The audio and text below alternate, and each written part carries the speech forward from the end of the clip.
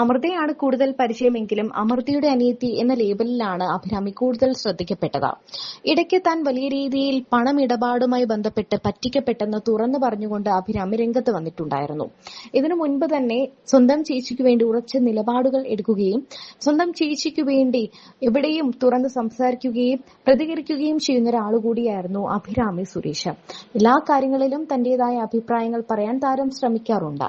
സഹോദരി അമൃത സുരേഷിനെതിരെ വരുന്ന മിക്ക ആരോപണങ്ങൾക്കും അഭിരാമി പ്രതികരിച്ചുകൊണ്ട് രംഗത്ത് വരാറുമുണ്ട്. താരം പറഞ്ഞ ചില വാക്കുകളാണ് ഇപ്പോൾ വൈറലാകുന്നത്. നമുക്കൊരാളിൽ നിന്ന് എന്തെങ്കിലും എടുക്കാൻ ആയാൽ അമൃത ചേച്ചിയിൽ നിന്ന് എന്തെടുക്കും എന്ന ചോദ്യത്തിനാണ് അമൃതയുടെ ചേച്ചിയുടെ വിൽ പവർ എടുക്കുമെന്ന് താരം പറഞ്ഞത്. അതുമാത്രമല്ല, ഒന്നിലും തകർക്കാനാകാത്ത ആ മനക്കെട്ടി തന്നെ താൻ ഇങ്ങെടുക്കുമെന്നാണ് അഭിരാമി പറയുന്നത്. ഞാനൊരു പോയിന്റ് കഴിയുമ്പോൾ ഗിവ് അപ്പ് ചെയ്യുമെന്നും അഭിരാമി പറയുന്നുണ്ട്. പക്ഷെ തന്റെ ചേച്ചി ഒരിക്കലും അങ്ങനെയല്ല എന്നാണ് അഭിരാമി പറയുന്നത്. ബാലയെക്കുറിച്ചുള്ള ചോദ്യത്തിന് ബാലചേട്ടനിൽ നിന്നും ഒന്നും എടുക്കാൻ താല്പര്യമില്ലെന്ന് അഭിരാമി പറഞ്ഞു വെക്കുന്നുണ്ട്. ബാലചേട്ടന്റെ ഒന്നും തനിക്ക് വേണ്ട എന്നാണ് അഭിരാമി പറയുന്നത്. ആർക്കും ഇല്ല. കാരണം ഞങ്ങളുടെ ആർക്കും ആ ഒരു സ്വഭാവം ഇല്ല. ഇങ്ങനെ പിന്നെ ഇത് ചേച്ചി ലക്ഷങ്ങളിൽ ഒരാൾക്ക് ഒരു ഫാമിലിക്ക് പറ്റുന്നതാണ് ഇങ്ങനെയൊക്കെ ഒരുപാട് വർഷം അനുഭവിക്കേണ്ട വരുന്ന സീനൊക്കെ. അപ്പൊ നമുക്ക് ആർക്കും അറിയില്ല ശരിക്കും പറഞ്ഞാൽ കുറെ കാലത്തേക്ക് എങ്ങനെയാണ് എന്ത് ചെയ്യണ്ടേ മനസ്സിലായ. കാരണം നമുക്ക് അത് അതിന്റെ അകത്ത് നിൽക്കുമ്പോൾ അത് മനസ്സിലാവും. എത്ര വർഷമായിട്ടുണ്ടാവും? 14 years. അമൃതേശ്വരുടെ ഡിവോഴ്സ് ഒക്കെ തുടങ്ങി അല്ലേ? ചേച്ചി പറയാറുണ്ട് 14 വർഷത്തെ വനവാസമായിരുന്നു. അത് ഇപ്പൊ ഇരുന്ന് പറയുമ്പോ ചിരിക്കുന്നു. ഞങ്ങൾക്കിപ്പോ ഭയങ്കര ഇതെങ്ങനെയാണ്, ഞാനിപ്പോ എങ്ങനെയാ ചേച്ചി എന്നെയിപ്പോ ആരെല്ലാം വിഷമിപ്പിച്ചാലും ഞാൻ മുമ്പേ പ്രതീക്ഷിച്ചാൽ ഒന്നും ചെയ്യാനില്ല. അതുകൊണ്ടാ അല്ല, എപ്പോഴും നമുക്ക് തോന്നും അമൃത പറയുമ്പോ തന്നെ എപ്പോഴും നിങ്ങൾ പറയുമ്പോ 14 years ആയി, ഇനി ഇതിനൊരു ഫുൾ സ്റ്റോപ്പ് വരും. ആ ഒരു നമ്മൾ എപ്പോഴും അങ്ങോട്ടൊരു നമ്മൾ എത്തി നോക്കും അല്ലേ? എന്നായിരിക്കും നമുക്ക് ഫേവർ ആയിട്ട് ഒന്ന് കാറ്റ് വീശുക തിങ്സ് എല്ലാം. അതാ ഞാൻ പറഞ്ഞ ചേച്ചി, കമന്റ്സ് നോക്കുന്നതിന്റെ റീസൺ അതാണ്. ഈ വട്ടം ഇല്ല, ഓക്കെ നെക്സ്റ്റ്. ഓക്കെ, നമുക്ക് ചുറ്റുമുള്ള ടോക്സിക് ആയ മനുഷ്യരെ ഒരിക്കലും തിരുത്താനാകില്ല. അവർ അവരുടെ വഴിയെ സഞ്ചരിച്ചു കൊണ്ടേയിരിക്കും. ശരിയാണ്. ഞാൻ പറഞ്ഞില്ലേ, നമ്മളെ ഏത് സിറ്റുവേഷനിൽ കൊണ്ടിട്ടാലും നമ്മൾ അവിടെ നിന്ന് മുമ്പോട്ട് പോകുന്ന നമ്മുടെ കാര്യം മാത്രമേ നമുക്ക് നോക്കാൻ പറ്റുള്ളൂ. എനിക്ക് ചേച്ചീനെ പോലും എനിക്ക് ഇൻഫ്ലുവൻസ് ചെയ്യാൻ പറ്റുമായിരിക്കും, പക്ഷെ I can't change you and I don't have to change you. എനിക്കൊരു സ്ഥലം വർക്ക് ആവുന്നില്ല എന്ന് കണ്ടാൽ ഞാനാണ് അവിടെ നിന്ന് മാറേണ്ടത്. കാരണം പിന്നെ എന്താന്ന് വെച്ചാൽ ഇതിനൊക്കെ ഒരുപാട് എഫേർട്ട് വേണം. നമ്മൾ വേറൊരു മനുഷ്യനെ മാറ്റിയെടുക്കണമെങ്കിൽ നമ്മുടെ എനർജി ആയിരിക്കും ഫസ്റ്റ് ഡ്രെയിൻ ഔട്ട് ആവുക. അയാളുടെ തലത്തിലേക്ക് ഞാൻ ഇറങ്ങണം, അയാൾക്ക് മനസ്സിലാവുന്ന ഭാഷയിൽ. അപ്പൊ ഞാൻ വെറുതെ ആ ടോക്സിസിറ്റി എടുക്കുകയാണ്. നേരെ മറിച്ച് സ്റ്റാൻഡ് വിടുക, അത്രേ ഉള്ളൂ. നമുക്കത് എന്താണെങ്കിലും, അതിപ്പം പേഴ്സണൽ ലൈഫ് ആയിക്കോട്ടെ പ്രൊഫഷണൽ സീൻസ് ആയിക്കോട്ടെ, നമ്മുടെ മെന്റൽ ഹെൽത്തിനെ ട്രബിൾ ചെയ്യുന്ന കാര്യങ്ങളാണെങ്കിൽ it will be very difficult. Because നമ്മൾ ഒരു ടോക്സിക് എൻവയോൺമെന്റ് എന്ന് പറയാൻ ഒരാൾക്ക് തേർഡ് പാർട്ടിക്ക് വന്ന് നോക്കി പറയാൻ ഇതായിരിക്കും, പക്ഷെ നമ്മുടെ ഒരുപാട് ഇമോഷൻസ് ഇൻവെസ്റ്റ് ചെയ്തൊരു സ്ഥലമാണെങ്കിൽ അവിടെ നിന്ന് വിട്ടുപോരാനൊക്കെ ഭയങ്കര ഒരുപാട് കമ്മിറ്റ്മെന്റ്സ്. നമ്മളൊക്കെ ഇമോഷണൽ ബീയിങ്സ് ആണ്. നമ്മുടെ പല കാര്യങ്ങളിലും വൾണറബിൾ ആയിട്ടായിരിക്കും പല സാഹചര്യങ്ങളിലും നമ്മൾ നിന്നുകൊണ്ടിരിക്കുന്നത്. പല സൊസൈറ്റീനെ ചിന്തിച്ചിട്ട് എന്റെ ഒരു ആത്മാർത്ഥത, എന്നാലും എന്റെ ഒരു ബെസ്റ്റ് അല്ലേ ഞാൻ കൊടുത്ത്, ഇങ്ങനത്തെയൊക്കെ പല കാര്യങ്ങൾ വിചാരിച്ചിട്ടായിരിക്കും വർക്കിലാണെങ്കിലും കേട്ടോ. ഇപ്പൊ ഒരു ജോലിക്ക് പോവാണെങ്കിൽ അവിടെ ഞാൻ എന്റെ ഏറ്റവും ആഗ്രഹിച്ച ജോലിയാണെങ്കിലും അത് എന്നെ ഭയങ്കരമായിട്ട് തളർത്തുകയാണെങ്കിൽ we have to be strong enough to get out of it.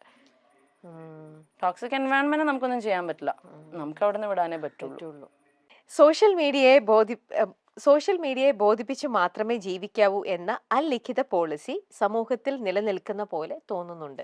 അത് നന്നായിട്ട് തോന്നുന്നുണ്ട്. ഞാൻ എപ്പോഴും എൻ്റെ ചേച്ചിയായിട്ട് ഞങ്ങൾ ഉണ്ടാവുന്ന ഒരു കോൺവെർസേഷനാണ്. അതായത് ചേച്ചിയുടെ ഓൺലൈൻ ഇതിനകത്തൂടെ വന്നിട്ട് എപ്പോഴും എന്ത് വന്നാലും ഹാപ്പി ആയിട്ടുള്ള പോസ്റ്റേ ഇടുള്ളൂ. പക്ഷെ I always teller, if you are എന്തെങ്കിലും ഒരു റോങ് റൂമറോ എന്തെങ്കിലും വരികയാണെങ്കിൽ അത് അഡ്രസ്സ് ചെയ്യണം. എന്നിട്ട് ഇപ്പൊ സത്യം പറയണം, വളരെ ജെനുവിൻ ആയിട്ട്. ഇപ്പൊ ഞാൻ റീസെന്റ് വേറെ ഇടത്തിൽ ഞാനത് പറഞ്ഞായിരുന്നു. ശരിക്കും പറഞ്ഞാൽ നമ്മൾ നോക്കുമ്പോൾ ഇപ്പൊ നമ്മളിപ്പോ ഭയങ്കര നല്ല കാര്യങ്ങൾ ചെയ്യുന്ന ഒരാളാണ്, ഈ ഒരു ഇമേജ് മാത്രം പുറത്ത് കാണിച്ചാൽ ആൾക്കാർക്ക് നമ്മളെ ഇഷ്ടപ്പെടും. പക്ഷെ നമ്മൾ വളരെ ജെന്യുവൻ ആയിട്ട് നമ്മുടെ മെയിൻ നമ്മൾ പാളിയ ഡെസിഷൻസ് ആണെങ്കിലും നമ്മുടെ എന്തെങ്കിലും നിലപാടുകളാണെങ്കിലും വന്ന് പച്ചയ്ക്ക് പറയുന്ന ആൾക്കാർക്ക് ഭയങ്കര വിമർശനമായിരിക്കും.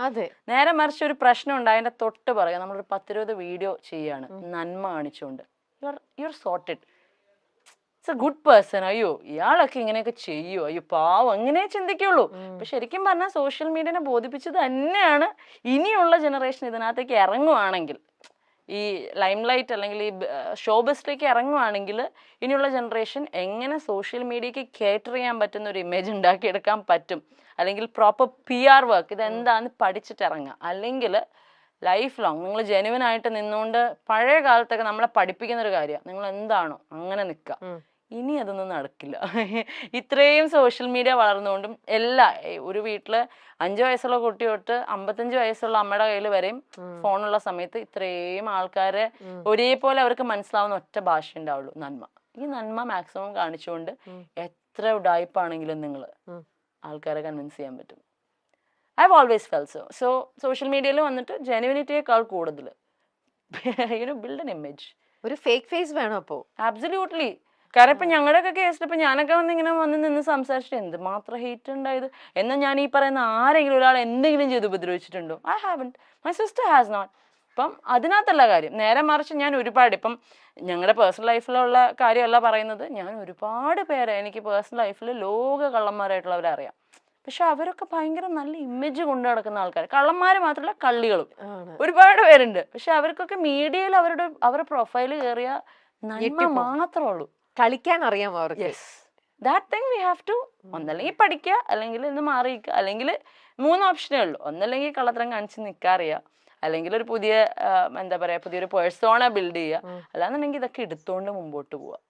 ഇപ്പൊ ഞങ്ങൾ ആ 3ാമത്തേല് കുറെ കാലമായിട്ട് അങ്ങനെ, പിന്നെ ഞങ്ങൾ ഒരു കള്ളത്തരം കാണിച്ച് തുടങ്ങിയിട്ടും കാര്യമില്ല, അത് ഏക്കില്ല. അപ്പൊ നമ്മൾ ട്രൈ പോലും ചെയ്യുന്നില്ല. അപ്പൊ ശരിക്കും കളിക്കാൻ അറിയാവുന്നവർ മാത്രം ഇറങ്ങേണ്ട ഒരു, ശരിയല്ല ഞാൻ പറഞ്ഞത് ശരിയാണെന്ന് ചേച്ചിക്ക് തോന്നുന്നു.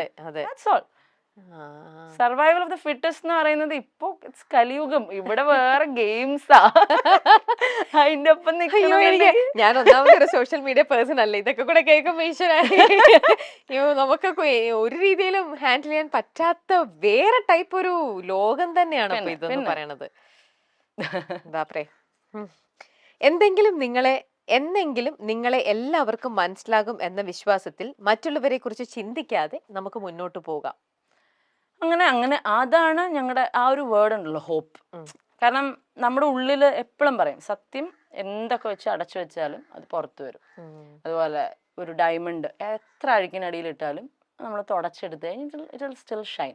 അപ്പം ഞങ്ങളുടെ വീട്ടിൽ എൻ്റെ അച്ഛനമ്മയൊക്കെ ഒരുപാട് വിഷമിച്ചിരിക്കുമ്പോൾ അവർ പറയുന്നത്, നമുക്കൊരു ദിവസം വരും, ആ ദിവസത്തിന് വേണ്ടി വെയിറ്റ്. അത് പറയുമ്പോൾ എനിക്ക് ഇമോഷനാവും. Wait for that day and will wait. അത് ഇത്രയും ഡീപ്പായിട്ട് കുറെ കാര്യങ്ങൾ പറഞ്ഞപ്പോഴത്തേക്ക് അത് കയ്യിൽ പോയതാ. ഇല്ല, ഐ ക്യാൻ അണ്ടർസ്റ്റാൻഡ് അബ്രാമി. ആ ഒരു ഇപ്പൊ ഞാനും ഇത്ര പുറമേ നല്ല ഇത്ര നാളും നിങ്ങളുടെ പ്രോബ്ലംസ് കണ്ടുവരുന്നത്. ഇപ്പം when I'm talking to you, ഇത് ആ ഒരു ഇതിനോട് പറയുമ്പോ ഇത് എനിക്ക് അഭിരാമി എത്ര ചിരിച്ചോണ്ടാണ് പറയുന്നെങ്കിലും എനിക്ക് ആ ഉള്ളിൽ നിന്ന് അതിന്റെ എന്റെയും കണ്ടെന്ന് അറിയണു. നമുക്ക് ആ ഒരു പെയിൻ ശരിക്കും നമുക്കത് മനസ്സിലാവും. നിങ്ങള് നോയിങ്ലി അൺനോയിങ്ലി എന്തൊക്കെയല്ലേ നിങ്ങളത്. അപ്പൊ അതെന്തായാലും അത് ഒരു സമയം. ഇപ്പൊ എന്തായാലും ഞങ്ങളുടെ അച്ഛൻ മുകളിലും ഉണ്ട്. സോ പുള്ളി അവിടെ നിന്ന് ഗെയിംസ് കളിച്ചോളും. ഞങ്ങൾക്ക് കളിക്കാൻ പറ്റാത്ത games he'll do it for us. അപ്പോൾ വി ഡു ബിലീവ്. അതായത് ഇത് മാത്രമല്ല, ഈ പറയുന്ന ചേച്ചിയുടെ പ്രീവിയസ് മാരേജിന്റെ കാര്യം മാത്രമല്ല, ഓൾ ടുഗെദർ നമ്മൾ അങ്ങനെ ഒന്നും ചെയ്യാത്ത വളരെ ജെന്യുവൻ ആയിട്ട് നിന്നിട്ടുള്ള ആൾക്കാരാണെന്ന് ഒരു പോയിന്റിൽ പ്രൂവ് ആവും. Will wait for that.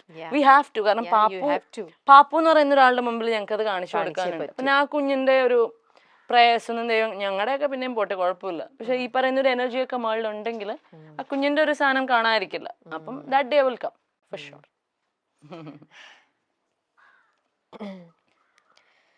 മോളും പാട്ടിലൊക്കെ എങ്ങനെയാ? പാപ്പും നന്നായി പാടും. ആളൊരു എല്ലാത്തിലും ഒരു വേറെ ടേസ്റ്റ് ഉള്ള ആളാണ്. അപ്പൊ നന്നായി വരയ്ക്കും, നന്നായി പാടും, ഷീസ് ഗുഡ് ഇൻ അക്കാഡമിക്സ്, എല്ലാം ചെയ്യും. ഇപ്പൊ ഈ ദിവസങ്ങളിൽ ചേച്ചിയും ആളും കൂടെ ഒരു പാട്ട് ചെയ്ത്, ഓൾറെഡി ഉള്ളതാണ്, അവളൊരു പാട്ടുണ്ട്, ഇപ്പൊ വരും. ഒറ്റ മിനിറ്റ്, എനിക്കറിയില്ല അത് റിലീസ് ആവുന്ന ഡേറ്റ് എന്നായിരിക്കും. എങ്ങനെ പോയാലും 26, 27-ലാണ്. അപ്പം അവരൊരു പാട്ട് വരുന്നുണ്ട്. അപ്പൊ അത് ഇടണം എന്നുണ്ടെങ്കിൽ ഇട്ടാൽ മതി. വന്നു എന്നുള്ള രീതിയിൽ പറയണോന്നുള്ളത് എനിക്ക് അറിയില്ല. Thank you. സോറി. അപ്പൊ ഇനി അധികം വൈകാതെ അമ്മയ്ക്കും അഭിയമ്മയ്ക്കും മോൾക്കും നിങ്ങൾക്ക് 3 പേർക്കും കൂടെ നമ്മുടെ അമൃതം ഗമയിലല്ലേ? അതെ അതെ അതെ.